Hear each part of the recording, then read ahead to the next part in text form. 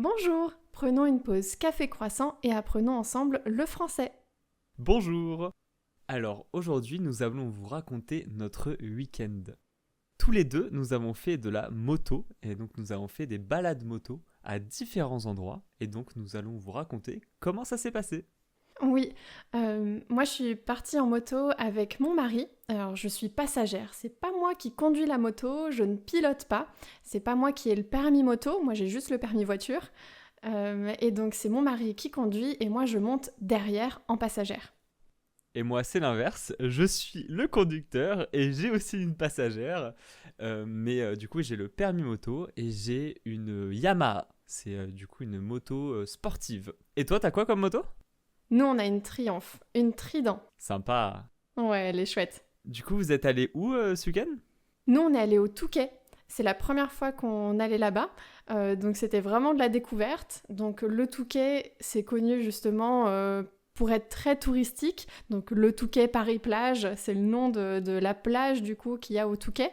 C'est une ville très touristique, mais pour le coup, comme c'est l'hiver en ce moment, en fait, c'était assez vide. Alors, il y avait un peu de monde quand même sur la plage parce qu'il faisait beau, mais tous les appartements sur le front de mer, c'est-à-dire tous les appartements qui sont face à la mer, qui sont le long de la plage, ils étaient tous fermés.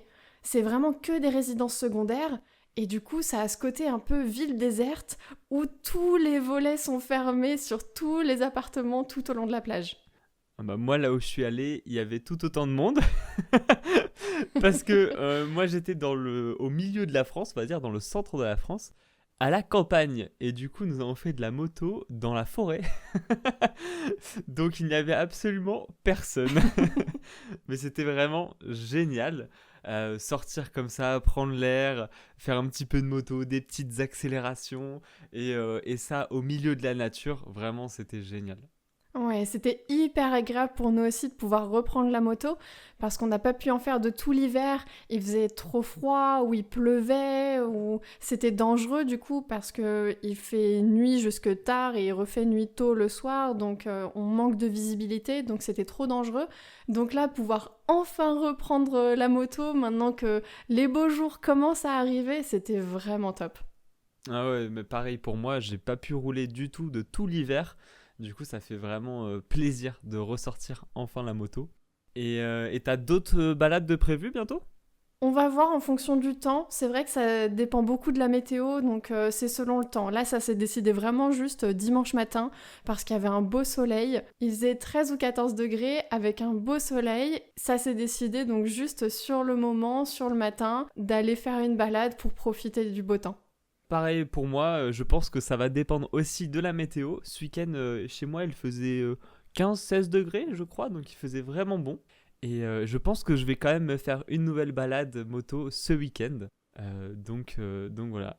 Mais du coup, tu es passagère moto, mais est-ce que tu as prévu un jour de conduire une moto? Ah, cette question. Euh, Pas forcément. J'avais commencé à passer mon permis moto il y a quelques années et en déménageant, j'avais pas pu finir du coup les cours. J'avais dû arrêter les cours parce que c'était compliqué de se réinscrire dans une autre école de conduite pour continuer à apprendre les cours pour le passage du permis. Donc j'avais arrêté. Je sais pas si je reprendrai ou pas. J'étais pas hyper à l'aise sur la conduite de la moto sur le plateau. C'était assez compliqué quand même. Le poids de la moto, c'était assez complexe, même si on avait fait des sorties et ça, j'avais adoré pouvoir conduire sur des balades. Mais comme maintenant, j'ai quand même ce sentiment-là, même si je suis derrière, mais de pouvoir quand même faire des balades à moto, on peut quand même faire des super road trips et faire des belles balades quand même. Ah mais clairement, même en passager, je pense que c'est très sympa. D'ailleurs, pour nos amis américains, alors il me semble que eux, en fait, ils ont un permis. Il me semble qu'ils peuvent acheter une moto et passer le permis seulement après, au bout de quelques mois. Alors n'hésitez pas, nos amis américains, à me corriger sur les plateformes où vous pouvez, parce que je ne suis pas sûr de ce que je raconte. Mais du coup, nous, en France, je vais vous expliquer un petit peu le système. En fait, en France, il faut passer le permis avant, du coup, d'acheter la moto. Et en fait, il y a deux étapes. Il faut d'abord s'entraîner sur un parking, on va dire, où il y a une épreuve un peu de slalom, etc. Et il y a une épreuve ou sur la route pour savoir si on sait conduire avec des voitures autour, etc. Tout à fait, mais c'est le plus compliqué, c'est cette première épreuve justement, c'est sur le plateau justement, donc un peu un type de parking, mais effectivement il faut vraiment pouvoir manipuler sa moto, faire des virages serrés, mais en allant très très lentement. Et c'est ça qui est difficile parce que la vitesse en moto c'est facile, mais le fait de s'arrêter très vite, de faire un évitement, ou d'aller faire des virages, des slaloms lentement, c'est le plus compliqué. Tout à fait. En tout cas, n'hésitez pas à mettre 5 étoiles à ce petit podcast si vous l'avez apprécié. C'était la pause café croissant. À bientôt. À bientôt!